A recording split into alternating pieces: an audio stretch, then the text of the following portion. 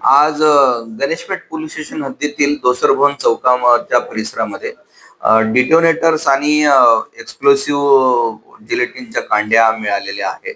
त्याच्या अनुषंगाने पोलीस कारवाई करत असताना काही युट्यूबर पत्रकार किंवा मग ऑथोराइज न्यूज चॅनलचे जे पत्रकार होते ते त्या सदर ठिकाणी न्यूज कव्हर करण्याकरता आले होते. त्यापैकी न्यूज एक्सप्रेस चॅनल आणि न्यूज भारत टीव्ही या दोन चॅनलच्या युट्यूबरनी सदरची बातमी कव्हर करताना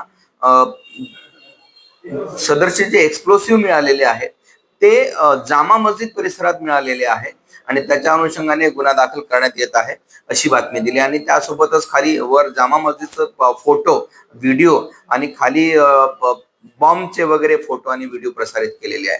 त्याच्यामुळे काही मुस्लिम बांधवांचा भावना दुखावलेली आहे, धार्मिक भावना दुखावलेली आहे आणि अशा स्वरूपाची तक्रार पोलीस स्टेशन तहसील येथे फिर्यादी नामे साजिद अनवर अब्दुल वदूद वय 54 वर्षे, राहणार मोमिनपुरा हाफिज बेकरी जवळ, घर नंबर 642, पोलीस ठाणे तहसील नागपूर यांनी पोलीस स्टेशनला येऊन तक्रार दिली.